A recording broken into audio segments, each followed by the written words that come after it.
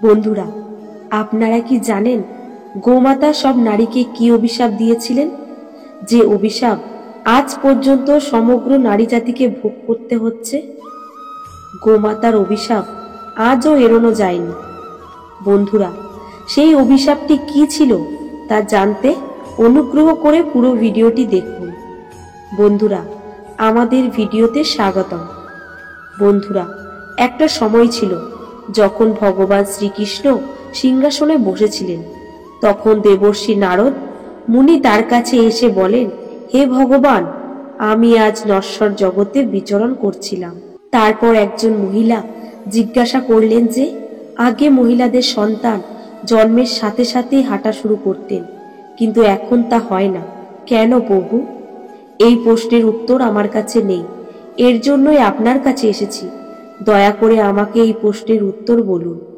ভগবান শ্রীকৃষ্ণ বলেন, হে দেবর্ষি, তোমার এই প্রশ্নটি সমগ্র নারী জাতির জন্য খুবই গুরুত্বপূর্ণ। তুমি যদি এই প্রশ্নের উত্তর জানতে চাও তাহলে ঠিক আছে, একটা গল্প বলি। এই গল্পের মাধ্যমে তুমি জানতে পারবে কেন নারীদের সন্তান জন্মের সাথে সাথে হাঁটতে পারে না।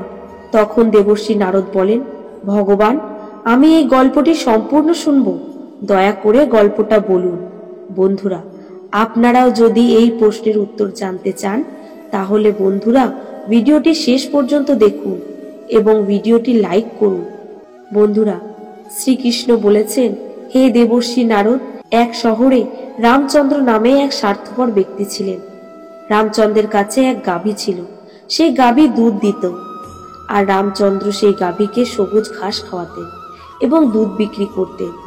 রামচন্দ্র নিজেও গরুর দুধ পান করতেন এবং তিনি এটি তার পরিবারের সদস্যদেরও খাওয়াতেন। রামচাঁদ গরুর দুধ দিয়ে সংসারও চালাতেন। গাভীর দুধ খাওয়ার কিছুদিন পর একটা সময় এলো যখন গাভী রামচন্দ্রকে দুধ দেওয়া বন্ধ করে দিল। সাথে সাথে রামচাঁদ সেই গাভীকে খাওয়ানোও বন্ধ করে দিল। এবং একদিন এমন হলো যে সেই দিন রামচাঁদ সেই গাভীটিকে বাড়ি থেকে বের করে নিয়ে জঙ্গলে ছেড়ে দিয়ে আসেন। গাভীটি একা একা বনে এদিক ওদিক ঘুরে বেড়ায় এবং একদিন সে বনে নির্মিত একটি মন্দিরের কাছে পৌঁছয় এবং ভগবানের কাছে প্রার্থনা করতে করতে বলেন, হে ভগবান, আমি প্রতিজ্ঞা করে বলছি, আপনি আমাকে গাভীর যোনিতে জন্ম দিয়ে অনেক বড় ভুল কাজ করেছেন। শ্রীকৃষ্ণ বলেন, হে দেবর্ষি। গাভী বলে, ভগবান, 48 লক্ষ যোনির মধ্যে মানব যোনি সর্বোত্তম, আর সেই মানব জাতি কত পাপ ও অপকর্ম করছে। গাভী আরো বলে, যতক্ষণ আমি দুধ দিয়েছিলাম ওই ব্যক্তি আমাকে ততক্ষণ সে বাড়িতে রাখলো, আর আমি দুধ বন্ধ করা দেওয়া মাত্রই সে আমাকে ঘাস খাওয়ানো বন্ধ করে দিল। শুধু তাই নয়, আমাকে বাড়ি থেকে বের করে দিয়েছে। এখন আমি এদিক ওদিক ঘুরে বেড়াই। এখন বনে জঙ্গলে ঘাস খেয়ে পেট ভরে। ভগবান, আপনি সেরা যোনি তৈরি করেছেন। এটি এমন একটি স্বার্থপর এবং লোভী যোনি। ভগবান শ্রীকৃষ্ণ বলেন, হে দেবর্ষি নারদ, ধীরে ধীরে সময় চলে গেল। বেচারা গাভী এদিক ওদিক ঘুরে বেড়াতে থাকে। যখনই সেই গাভী রামচন্দ্রের কাছে আসে তখনই রামচন্দ্র একটি লাঠি নিয়ে গরুটিকে মাঠ থেকে বনের দিকে পালাতে বাধ্য করলেন।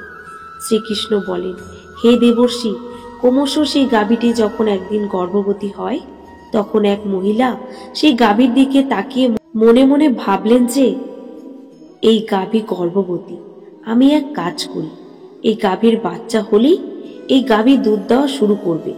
তারপর আমি নিজেও এর দুধ পান করব এবং আমার পরিবারের সদস্যদেরও পান করাতে পারবো এবং যত তাড়াতাড়ি সম্ভব বিক্রি করব। মহিলা গাভীটিকে ধরতে চায় এবং তার স্বামীকে ডাকে এবং ততক্ষণে গাভীটি চলে যায়। ধীরে ধীরে আরো সময় কাটল।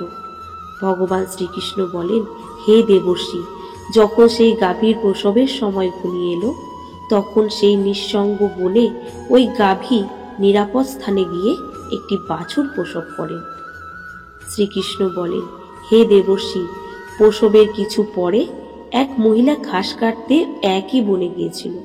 সাথে সাথে দূর থেকে দেখলেন একটি গাভী তার সন্তান প্রসব করেছে।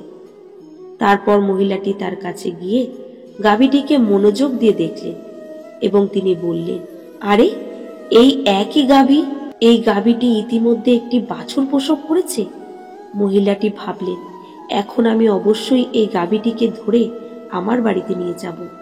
সেই মহিলাটি তার স্বামীকে ডাকতে গাভী থেকে দূরে যেতে শুরু করে।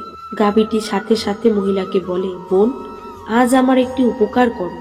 আমার এই বাচ্চাটিকে যদি আমার ঘাড়ের ওপর তুলে দিতে পারো, তাহলে আমি আমার সন্তানকে নিয়ে নিরাপদ জায়গায় চলে যাব। কারণ আমার এই সন্তান 8 মাস পর হাঁটতে পারবে, 8 মাস পর নিজের পায়ে দাঁড়াবে। ভগবান শ্রীকৃষ্ণ বলেন, দেবর্ষি নারদ, এখন এমন, আগে গরুর বাছুর এমন ছিল না। 8 মাস পর গরুর বাছুর নিজের পায়ে দাঁড়াতে পারত। শ্রীকৃষ্ণ বলেন, হে দেবর্ষি, কিন্তু গাভীর কথা শোনার সাথে সাথে মহিলাটি উচ্চস্বরে হাসতে লাগলেন এবং বললেন, আপনার বাচ্চাটি এত নোংরা অবস্থায় পড়ে আছে, আমি আপনার বাচ্চাকে তুলে দেব? আমি কেন আপনার ওপর এই দয়া করব? ওই মহিলা সেই গাভীকে নিয়ে অনেক মজা করলেন। তখন বেচারা গাভী অসহায় ছিল, সে তার সন্তানকে তুলতে পারেনি। ভগবান শ্রীকৃষ্ণ বলেন, হে দেবর্ষি, ঠিক সেই মুহূর্তে গাভী ওই মহিলাকে অভিশাপ দিয়ে বলল, আজ তোমার সন্তান জন্মের পরপরই হাঁটতে শুরু করে, কিন্তু আজ থেকে আমি অভিশাপ দিচ্ছি যে আপনার সন্তান জন্মের 10 মাস পরই নিজের পায়ে দাঁড়াতে পারবে এবং আমার এই শিশু আজকে জন্মানোর সাথে সাথেই চলতে পারবে, নিজের পায়ে হেঁটেই যোগ্য হয়ে উঠবে। শ্রীকৃষ্ণ বলেন, হে দেবর্ষি, এই অভিশাপের কারণে নারীর সন্তানেরা জন্মের সাথে সাথে পায়ে হাঁটতে পারে না। বন্ধুরা, সত্য যুগে সুখদেব জন্মের পরপরই পায়ে ভর দিয়ে হাঁটতে শুরু করেন, আর বেদব্যাসও জন্মের পরপরই পায়ে ভর দিয়ে হাঁটতে শুরু করেন। সত্য যুগে এমনটা হতো, কিন্তু কলিযুগে এমনটা হয় না। কলিযুগে বাচ্চাদের নিজের পায়ে দাঁড়াতে অন্তত 10 মাস সময় লাগে।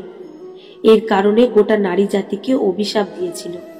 সেই দিন থেকে সকল নারীর সন্তান জন্মের সাথে সাথেই হাঁটা শুরু করে না। গাভীর অভিশাপে তাদের প্রক্রিয়া সেখানেই থেমে যায়। 9-10 মাস পরেই নিজের পায়ে দাঁড়াতে সক্ষম হয়। তাই কারো আত্মাকে কষ্ট দেওয়া উচিত নয় এবং এটিই সনাতন ধর্মের সবচেয়ে বড় ধর্ম। গোস্বামী তুলসীদাস লিখেছেন, ঘৃণা করা সরল ধর্ম নয়। বন্ধুরা, যদি অন্যের দুঃখে দুঃখ অনুভব করেন, অন্যের কাজকে নিজের করে ভাবা সবচেয়ে বড় ধর্ম হিসেবে বিবেচনা করা হয়। তাই আমাদের উচিত অসহায় পশু পাখিদের সাহায্য করা। গরুর অভিশাপের কারণে সকল পশু পাখির সন্তান জন্মের পরই হাঁটা শুরু করে, কিন্তু নারীর সন্তানদের উপর বিরূপ প্রভাব পড়ে যে জন্মের পরপরই নারীর সন্তান হাঁটতে পারে না। এক নারীর ভুলের কারণে আজও অভিশাপের শিকার হচ্ছেন সকল নারী জাতি। বন্ধুরা, কেমন লাগলো কমেন্টে জানাবেন। এছাড়াও আপনি যদি আমাদের চ্যানেলে নতুন হন, তাহলে অনুগ্রহ করে চ্যানেলটিকে সাবস্ক্রাইব করুন এবং ভিডিওটি দেখার জন্য আপনাকে অনেক ধন্যবাদ।